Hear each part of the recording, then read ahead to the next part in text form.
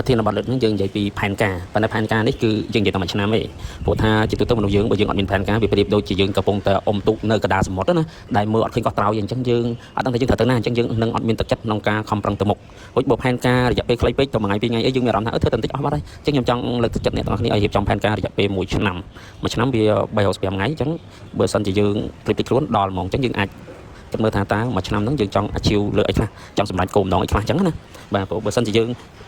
ងព្រោះផែនការខ្លះវាត្រូវការពេលបើតិចពេកក៏អត់បានហើយទៅបើសិនយើងអត់រៀបផែនការទេមួយឆ្នាំកន្លងផុតទៅអត់បានអីបើមិនជឿអ្នកនរសាគិតមើលឡើងវិញមើល2020មួយឆ្នាំអ្នកនរទទួលបានអីខ្លះ2019មួយឆ្នាំទទួលបានអីខ្លះមើលកលេចមើលពេលខ្លះអត់ដឹងខ្លួនឯងបានអីព្រោះយើងអត់ដែលបានរៀបចំផែនការជីវិតយើងក្នុងរយៈពេល1ឆ្នាំហ្នឹងណាព្រោះឥឡូវនេះយើងជិតដល់ឆ្នាំ2020ហើ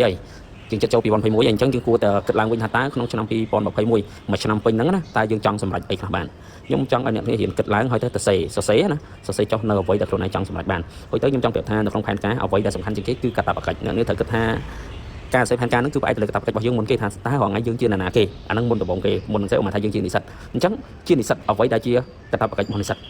រៀនមែនទេអញ្ចឹងរៀនអ្វីវាស់ស្ទង់សមត្ថភាពទៅលើការរៀនបន្ទុកឬក៏ GPA ឬក៏សកម្មភាពផ្សេងៗទៀតដែលយើងអាចសម្រេចបានមិនអញ្ចឹងខ្ញុំចង់គិតយកអស់នោះជាគោលក្នុងការរៀបចំផែនការក្នុងរយៈពេល1ឆ្នាំរបស់ខ្លួនហ្នឹងអញ្ចឹងយើងត្រូវរៀបចំថាកាតព្វកិច្ចយើងអីបើសិនជាយើងជានិស្សិតតែខ្ញុំនិយាយអញ្ចឹងយកការរៀនសូត្រនៅសាលាយកជាគោលក្នុងការរៀបចំផែនការហ្នឹងតែបើសិនជាយើងអ្នកធ្វើការវិញយើងយកមុខតំណែងតួនាទីឬក៏សមិទ្ធផលអីចឹងណាបាទយកហ្នឹងយកមកជាគោលដែរក្នុងការរៀបចំដែររួចមួយទៀតអ្វីដែលសំខាន់ដែលมันអាចខ្វះបានទៅគ្រប់អស់គឺតាក់ទងនឹងការអភិវឌ្ឍសមត្ថភាពផ្នែកទុននៅក្នុងខ្លួនយើងសមត្ថភាពផ្នែកទុនហ្នឹងគឺចង់យើងសមត្ថភាពទៅលើការគ្រប់គ្រងសមត្ថភាពក្នុងទំនាក់ទំនងចំណេះដឹងផ្សេងដែលយើងត្រូវការជាចាំបាច់ហ្នឹងអាហ្នឹងក៏យើងត្រូវរៀបចំដែរថាតើយើងត្រូវរៀបចំពីរបៀបម៉េចកុំឲ្យបាក់សាំងវងច្រើនខ្ញុំចង់ឲ្យអ្នកគ្នាគិតមិនបាច់ចាំស្មុកទេយើងគិតតែចំនួនសភៅបានទេតើយើងរៀនចេះពីសភៅណាខ្លះដែលយើងនឹងរៀនក្នុងឆ្នាំ2021ហ្នឹងដែលសភៅទាំងអស់ហ្នឹងវាអាចជួយយើងទៅថ្ងៃមុខដែលយើងត្រូវការវាអញ្ចឹងយើងអាចយកវាមករៀនអានទៅហើយឥឡូវសភៅមួយចំនួនបែប classic ណាដែលខ្ញុំគិតថាបើចេះទៅគឺល្អមែនតើហ្មងចង់និយាយថាវាអត់ចេះហួសសម័យវានៅតែប្រើការបានណាឧទាហរណ៍ទី1សភៅ How to Win Friends and Influence People សភៅហ្នឹងមានបកប្រែជាខ្មែរហើយអញ្ចឹងអ្នកទាំងនេះអាចរកទិញ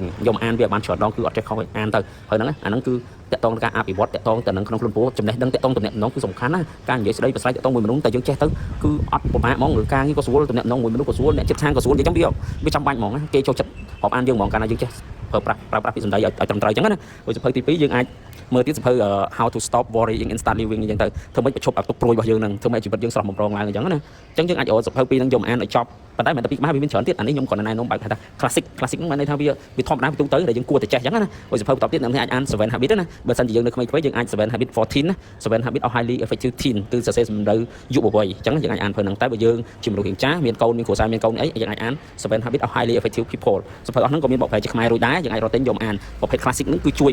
យើងបានច្រើនមែនតើហ្មងជួយក្នុងការធ្វើឲ្យយើងមានទម្លាប់ល្អឲ្យយើងស្វែងយល់ពីខ្លួនឯងអញ្ចឹងណាហើយបន្តទៀតអ្នកទាំងនេះអាចអានសភៅដូចជា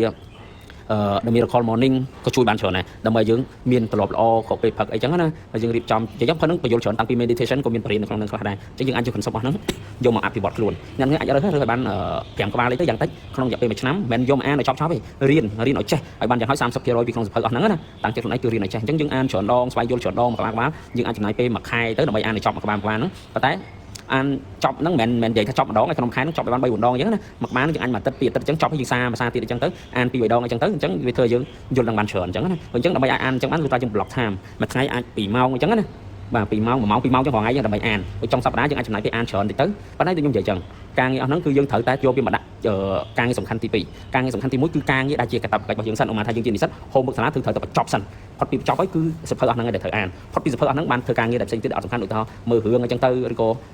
៏មើល Facebook YouTube អញ្ចឹងទៅឬក៏លេង game តិចតួចអញ្ចឹងទៅគឺនៅខាងក្រោយការងារអស់ហ្នឹងប៉ុន្តែអាពីដំបូងគឺសំខាន់គឺយើងត្រូវតែធ្វើវាមុនឲ្យបានអញ្ចឹងណាបាទរួចបន្តមកទៀតយើងរៀន challenge បន្ថែមឧទាហរណ៍ថាយើងកាត់បន្ថយពាក្យរិះគន់ឧបមាថាក្នុងមួយអាទិត្យហ្នឹងយើង challenge ខ្លួនយើងថាកុំរិះគន់អ្នកដទៃសោះអញ្ចឹងណាធ្វើម៉េចកាត់ថយបានតិចបំផុតឬក៏មួយទៀតយើងអាច challenge ខ្លួនយើងថាគួរតែញញឹមឲ្យបានច្រើនជាមួយមនុស្សសូម្បីតែយើងអត់ដែរនិយាយរកក៏ដោយគាត់តែស្គាល់គ្នាតិចតួចក៏យើងញញឹមដាក់គេដែរអញ្ចឹងណាហ្នឹងហើយយើងហ៊ាន challenge រឿងអញ្ចឹងព្រោះអាត្រឡប់ហ្នឹងវាត្រូវការយើងបន្តយើងបង្កើតអាណាដែលយើងអត់ដែរធ្វើត្រឡប់ល្អខ្លះយើងអត់ដែរធ្វើយើងអត់ធ្លាប់ធ្វើយើងមានអារម្មណ៍ថាពិបាកយើងខ្មាស់យើងក្នុងការធ្វើដូចនិយាយសួរស្ដីទៅកាន់គេមុនអញ្ចឹងទៅឬក៏ជួយការងារគេតិចតួចអញ្ចឹងទៅឬក៏ឲ្យអ្វីតិចតួចដែលយើងអាចឲ្យបានអញ្ចឹងសុទ្ធតែជាត្រឡប់ល្អដែលជួយឲ្យយើងសុបាយចិត្តជួយយើងរីករាយហ្នឹងយើងបន្តវាតិចរាល់ថ្ងៃអញ្ចឹងទៅបាទ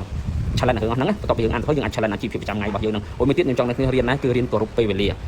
ាចង់និយាយថារាល់ការណាត់ ទៅឲ្យតាន់កុំឲ្យជឿមិនមែនដោយសារតែយើងគោរពគេទេគឺយើងគោរពខ្លួនឯងតែចាំអញ្ចឹងតម្លៃខ្លួនយើងណារក្សាតម្លៃខ្លួនយើងឲ្យលើកតម្លៃខ្លួនឯងមិនមែនដោយសារតែអ្នកដទៃហៅអូគេណាត់យើងមិនដែរមកតាន់គេមកឡេតជារឿងរបស់គេយើងសុខចិត្តមកមុនទៅយើងដាក់សភៅទៅអីទៅយើងអាចអានពេលដែលគេមកតាន់គេឲ្យយើងចាំអញ្ចឹងយើងអានសភៅទៅយើងអត់ធុញទេអញ្ចឹងយើងអាចត្រឡប់ទៅតាន់មក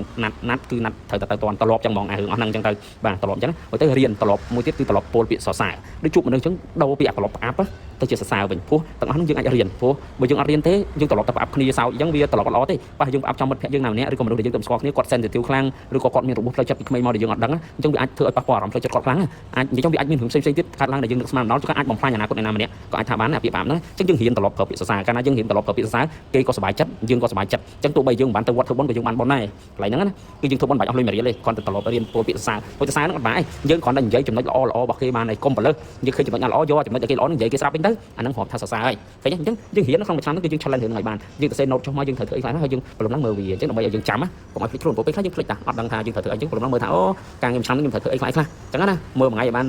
2 ដងអញ្ចឹងណាប្រឡំឡើងម្ដងអញ្ចឹងថ្ងៃត្រង់ម្ដងទៀតអញ្ចឹងណាល្ងាចមួយសាទៀតក៏បានដែរអាសាមើលវាអញ្ចឹងទៅដើម្បីដាស់តឿនខ្លួនឯងចុងពេលណាយើងអត់សប្បាយចិត្តយើងគ្រាន់មើលក៏យើងមានអារម្មណ៍សប្បាយចិត្តដែរបាទអញ្ចឹងខ្ញុំគិតថាផែនការមួយឆ្នាំហ្នឹងក្នុងគំនិតគោលការណ៍ហ្នឹងដាស់តឿនអ្នកគ្នាដើម្បីឲ្យមានផែនការថ្មីធ្វើឲ្យជីវិតរបស់យើងត្រូវទៅណាអញ្ចឹងវាដូចជាត្រីវិស័យមួយដែលយើងដឹងថាយើងត្រូវទៅទិសណាពិតប្រាកដអញ្ចឹងយើងអត់តែតាល់ទេបាទសូមអរគុណ